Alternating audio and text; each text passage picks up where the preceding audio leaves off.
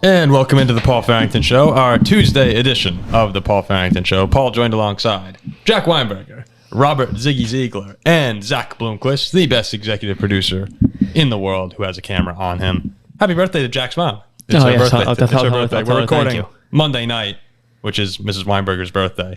Jack is frantically out of breath. He's been running all over the place. I forgot my shades today because I was just running around in a rush getting some ice cream for my mom and then booking it over here. So. That's okay. Show off the app. How are the haters in the comments going to identify you without the shades? Because they always just say that guy in the shades gave a ridiculous take, or that guy in the shades has no idea what he's talking about. Now they might have to learn your name now. Now it's the ugly guy has no clue what he's talking about.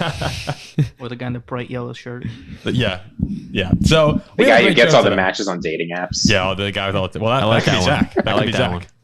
Could be Zach these days. You know, right before we started, I had a bloody nose, and Zach has a box of tissues right over here. And I go to pick up a tissue before, just for the show in case it starts to bleed. And I'm like, I pick it up and they're all like crumpled. I'm like, Zach, these are like clean, right? And he's like, no. Exactly.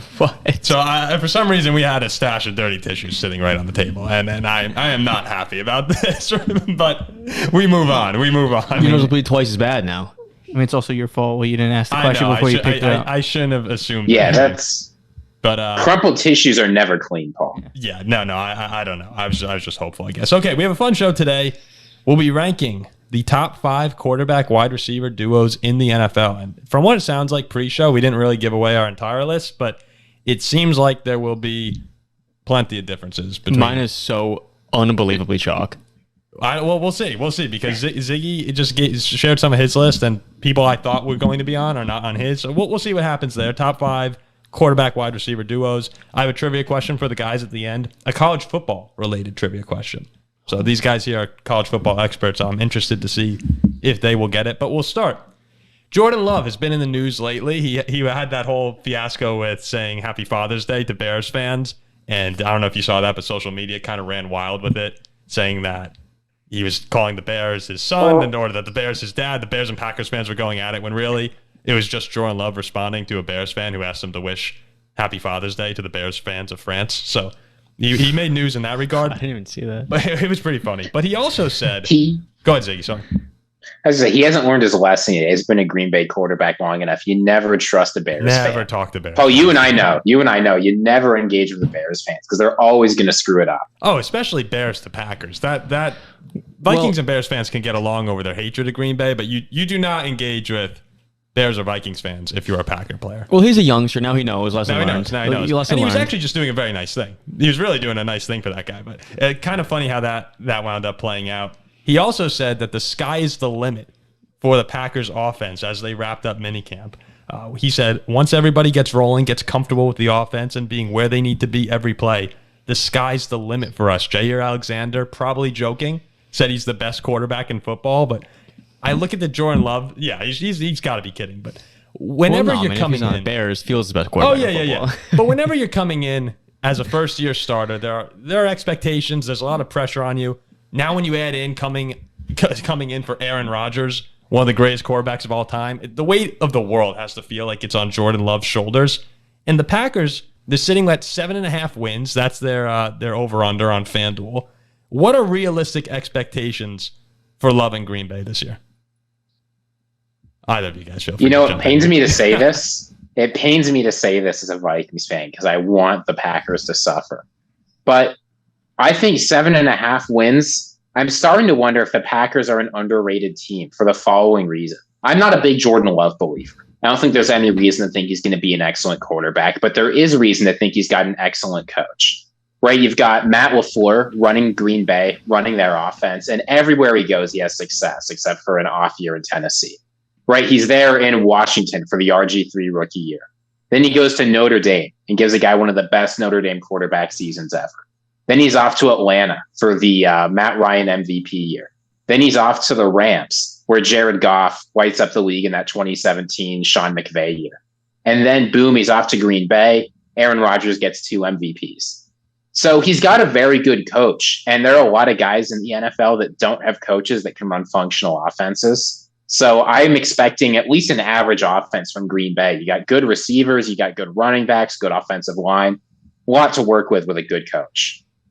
Yeah, I mean, he's got the guidance for sure. I think the Packers will be better than a lot of people are expecting. People are just going to be writing them off a little bit. And me personally, I don't think they're going to be anything special. I'd probably give them 8 and 9, right around their win total.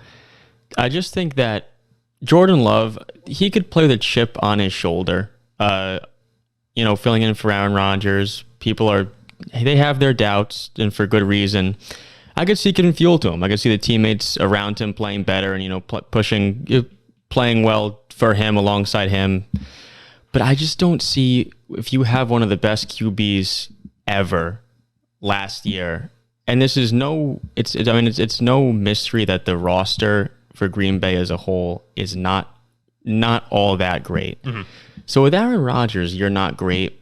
I just don't see yet how they're going to take a step with Jordan Love. So I'd say right around 7 or 8 wins, right around that win total. But playoffs, I'd be super, super shocked if they get there. Yeah, and we've been hard on Jordan Love on this show before. And there's really not a lot of tape to go off of on his career. There's just a few games. He had that start in Kansas City, and last year came in and played against Philly. And he looked pretty good in that game. If you go over and watch that tape, you like the way he goes through his reads. Every once in a while, he has some technique issues here and there. Yeah. But he looked good in that game. I've seen some things on Jordan Love which I don't hate. I see potential. It's not all bad. Now, I will say there are a few things that worry me, though, for this situation. One, and it's kind of funny because you each touched on 2 of the issues here. The first issue, I don't think the Packers really believe in him. Just from not picking up the 5th-year option. Of course, it wound up working out for them when he signed that contract, the 1-year extension, because they got him for... The coward deal. Yeah, the coward deal, as we call it. So I have just never seen anything where the Packers show a lot of faith in Jordan Love. Sure, they signed him on for an extra year, but they did it at significantly less cost because of the coward deal, as we said. Like you mentioned, Jack, what he has around him right now, Christian Watson, Romeo Doubs, here's the other guys.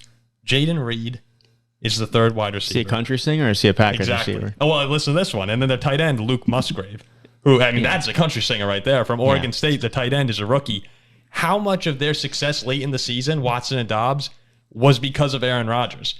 I'd imagine a lot of it. Yeah. I don't know if Jordan Love can come in and replicate the late season success those guys had. Remember, it was a struggle early for them, too.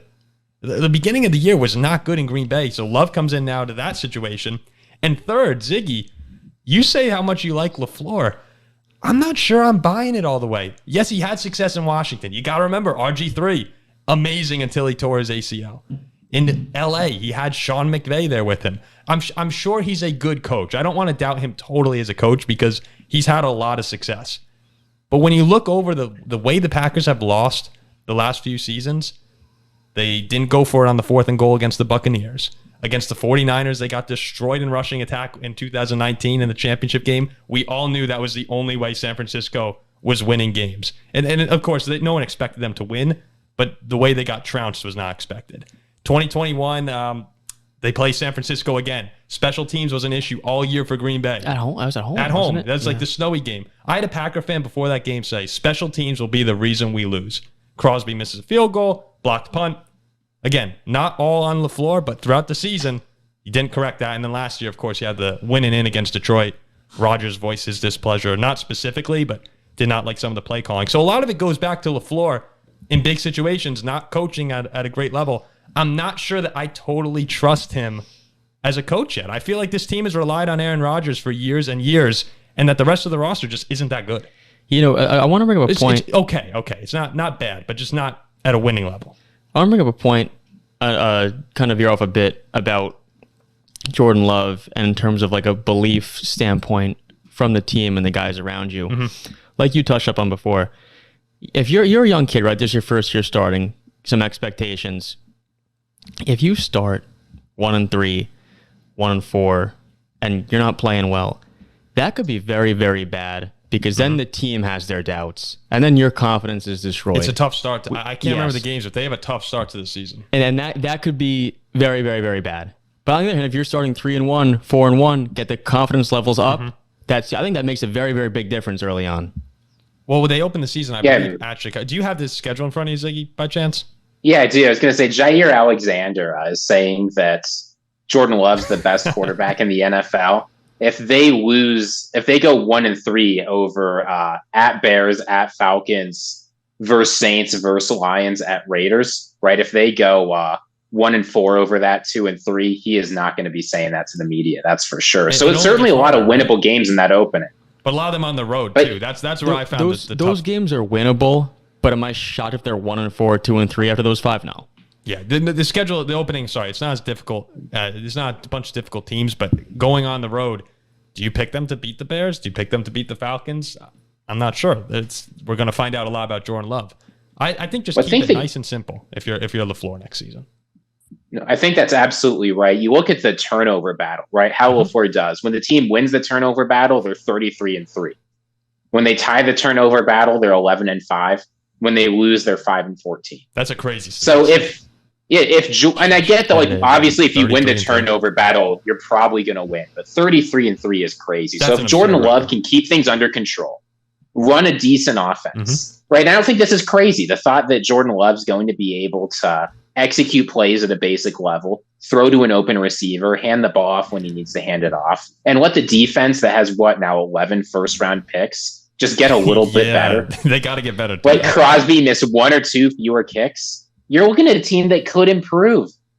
I was gonna say, you look at my Steelers with like Kenny Pickett. If Kenny Pickett just doesn't lose the game himself, the Steelers will probably win. But I don't know if Green Bay is good enough. They can't afford that. Like I think Jordan Love has to win some games this year. San Francisco is good enough to win without the right. Like Brock Purdy just don't lose. Look at Dallas, Cooper Rush last year. They're able to win. I don't think Green Bay can do that. No, I think Jordan Love has to play very, very well. I see them going about 6-11 here. We'll talk a lot more about Green Bay as the season goes on. I'm going to go 7-10. But it's definitely the NFC North is going to be a lot of fun to watch for various reasons. Each of the teams. Let's go on to our top 5 quarterback wide receiver duos. We'll go 5-1. Mahomes and Kelsey do not count. That's quarterback tight end. We are sticking strictly to quarterback wide receiver. Jack, you have your list? I have my list. Yeah, I have it up. All right. Why don't we start with you? We'll go with your top 5 quarterback wide receiver. I'm going to give 2 honorable mentions first. 7 and 6. Very fair. I had a hard time leaving them out. It was Kenny Pickett to George Pickens. We were stunned. That is not in your top 5. It's not my top 5. But I want to see how these two sophomores do. It should be interesting. I think they both take steps up. 6, I gave on first team out, so to say, is Aaron Rodgers to Garrett Wilson. Nice. And then my top 5, number 5, Dak to CD. Number 4, Tua to Tyreek. Number 3 is Jalen Hurts to AJ Brown. Okay. Number 2, Josh Allen to Stefon Diggs. And number 1, I hate to say it, Joe Burrow to Jamar Chase. Wow. Okay. So Burrow and Chase, number 1. I those two, especially now having played 2 years now together in the NFL and college, coming into the 3rd year now, it's gonna be You're fun. expecting big things. Yeah. Okay. All right. Not bad, Ziggy. I take it you'll be a little different than that. Number 5 is going to make a lot of people mad here. No doubt about it. Justin Fields, DJ Moore. Oh, no way. Absolutely. No way. Look, Justin Fields is ascending. DJ Moore is ascending. I'm telling you. What? Justin Fields can't pass. What is he ascending as? They are both ascending together. They're going to go Super Saiyan and light the NFL on fire as Justin Fields wins MVP. All right. Maybe it won't go that well. I probably won't, but Fields more. I'm telling you. When I said that Ziggy's list was different, I did not know about that. Oh, that's horrible. No, okay, go ahead. 4? 4, Diggs Allen. Okay. Stefon Diggs, Josh Allen. Doesn't need more explanation. Yep. Number 3, Aaron Rodgers, Garrett Wilson. Mm-hmm. Aaron Rodgers, Zach Wilson would be amazing. Bottom 32. They are a duo on the New York Jets, but not a duo. That'll be my number 1. Aaron Rodgers to Zach Wilson. If that duo takes the field, Andrew is going to tear MetLife brick by brick. So that's number 3, Aaron Rodgers, Garrett Wilson. Okay. Number 2, Burrow, Chase. Yep. And number 1, you know what's coming. Kirk Cousins, Justin Jefferson. Justin Jefferson is just so good. Kirk Cousins is, I think, a slightly above average quarterback, but Justin Jefferson is... Whoa. average quarterback. Zach, I got to leave the show. Zach, I left the show early last week to not hear that tape. Don't give it to me. I don't want to hear it. People last week ripped into Zach. One person ripped into me. Everybody else thought it was great. Zach, they should. Zach, minimal words. All right. Minimal words. What do you mean? That's my 5. Oh, what do we got? What do we got? I think he's above average. All right, my top 5 here. At 5, I have Tua to Tyreek Hill. I think Tua took some huge strides last year. We were questioning at the beginning of last offseason whether or not he would be able to grow as a downfield passer, and he led the league or was at the top of the league in almost every category. In Tyreek Hill, we saw career highs in receptions and yardage. It was just a great year for both of them. If Tua is able to stay healthy, they could even be higher on this list. 4, speaking of injuries, Matthew Stafford and Cooper Kupp. I know that they dealt with a lot last year, but we can't forget the season Cooper Kupp had just 2 years ago. It was 1,947 yards, 16 touchdowns on 145 catches.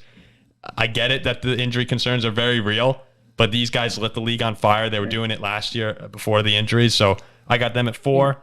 3. They would have been number 1 heading into last offseason. Oh, easily number 1. Again, age, though, Stafford's 35 years old. That's a concern. But they were too good 2 seasons ago for me to not put them on here. And I think these other 3 duos that I have are also just too good with the concerns to put them above. So I have Joe Burrow, Jamar Chase. As Jack said, those guys have been playing together for a while, multiple seasons together there. Like if Chase is healthy, they're definitely easily top 3 on everyone's list. Number 2, Josh Allen, Stefon Diggs, another duo that we've seen together for multiple seasons now.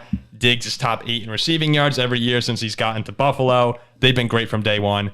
And like Ziggy, at number 1, Kirk Cousins and Justin Jefferson. And look, you might be surprised, but at the moment, tell me right now, the top 3 receiving. So first 3 seasons receiving yards leaders. Randy Moss is second with 4,163 yards. Justin Jefferson is first with 4,825.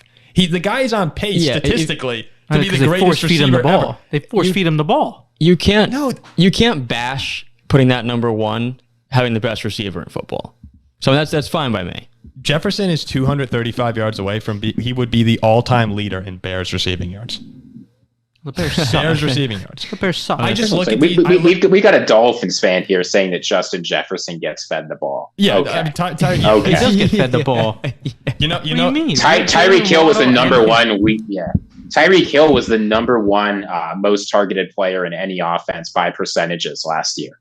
Justin Jefferson wasn't top 3. So Jefferson, if you just take a look at him over the course of these past 3 years, though, each year going up in yards, he had 1,800 yards last year. I mean, these guys, if you take away Kirk and Jefferson, that Viking team last season is a 3-win team.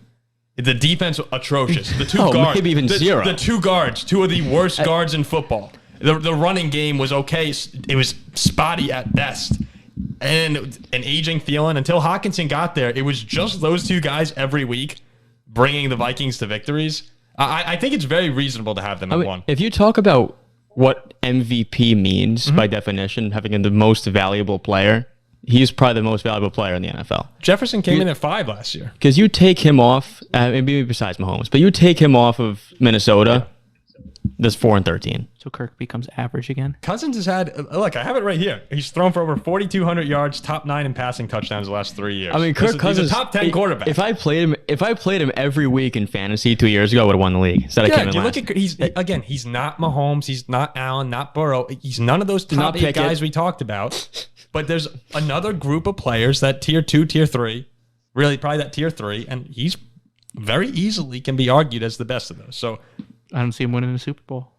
All right, we're not. No. We're not getting into this again. With that defense, no, they can't. Not with the defense. I just have to say, people are going to come in the comments. They're going to be mad, especially at me, and honestly, fairly so. But no matter who you pick in your top 5, it feels like I felt this making the list. You have to leave a top 5 duo off, no matter what 5 you pick, right? Because nobody put in Jalen Hurts and AJ Brown. Would anyone be surprised if they're the best in the league next year? They're my 3. Oh, you put them in. Yeah, you're right. You put him in your 3. My bad. But CD and Dak.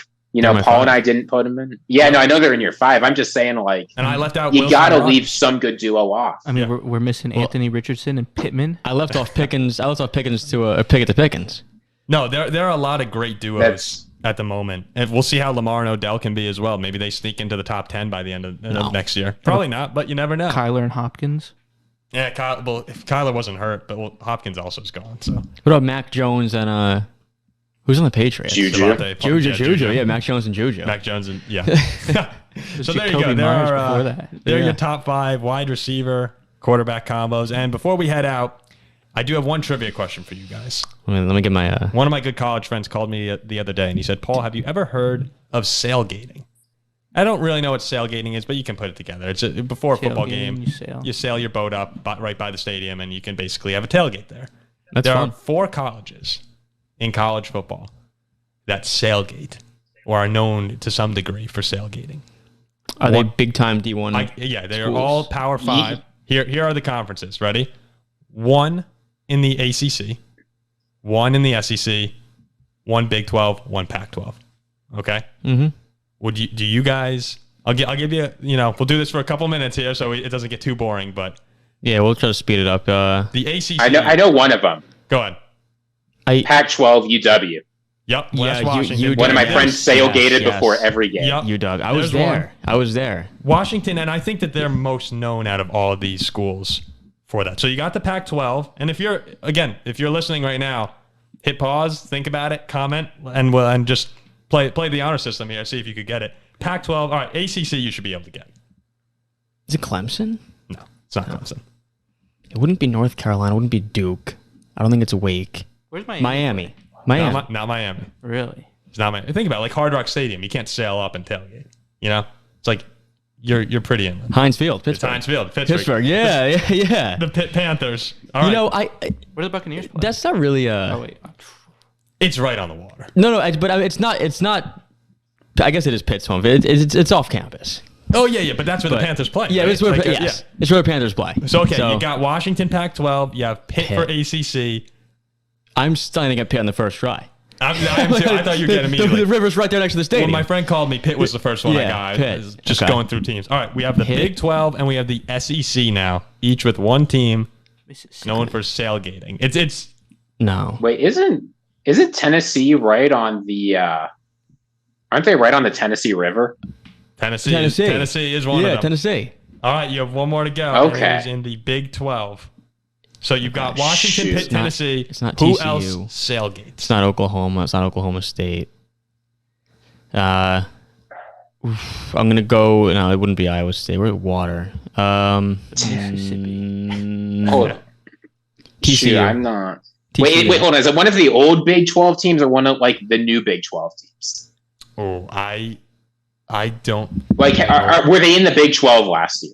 Yes. Yeah. Oh, yeah. Sorry, I thought you meant like wait. Okay, I don't like you're not going to give me a No, BYU or no, Cincinnati. It's not Cincinnati or BYU. Is it Texas Tech? It is not. But it is one Which of the ones are on a river? UCLA. There's no way it's Manhattan, Kansas. It's not Kansas. No one from Kansas. It's not West Virginia. it's very. Well, we're just going to list every Big 12 school. I know. This is really entertaining for me knowing the answer here. Who's the last? Baylor. Not Baylor. Tennessee. Baylor. It is Oh, it's Baylor. Baylor. That was great because Bears. as you're going through it, you said almost every Big 12 team except Baylor. There we go. So there you go. The 14. What river is Baylor on? The Waco River. I have I no have clue. no idea, but that sounds about right to me. So Washington, Pitt, Baylor, and Tennessee, they all sailgate in college football. I thought that was a really fun question. Yeah, that's awesome. I couldn't get it on my first time through, but you guys seem pretty good right there. All right. You know, relatively UVA quick. is playing at Tennessee next year. If they were playing at UT Stadium You're going to in go sailgating. Knoxville, Yeah. I would have, but they're playing where the Titans play for God knows what reason because they hate us. Sailgating would be a ton of fun. That would be. That'd be awesome. I mean, Oh, absolutely. by no But knowing means. us, we crashed a sailboat. Yeah, probably. Let's still get a pit I mean, next year. I couldn't even set up the sail. Let's but pick a I'd pit game and go sailgating. Can you imagine we sail into Heinz Field? Yeah, we should. All right. Well, we'll work on that. If anyone has a boat we can borrow, that'd be great as I well. also love how you said Heinz Field. Yeah. Oh yeah. None of that bull crap. Acrisure. For sure. Acrisure. In that moment, I totally forgot it was called. Yeah, good. You should. Me too. It's not even a thing. All right. There you go. Thanks for listening to our Tuesday edition of the Paul Farrington Show. Please remember to like, comment, and subscribe. If you have any questions or topics that we can talk about for the Thursday show, please let us know. We'd be happy to cover them. It's really that time of year where you're searching for a lot of topics. You hope guys like Jordan Love say sky's the limit for our offense, or else that propelled us. Or else we'll be talking another top 5 list for sure. We'll see you next time. We'll be talking about Kirk Cousins' average. Yeah, we can talk about Kirk all the time. I guess I we'll get see you eventually. next episode. Bye.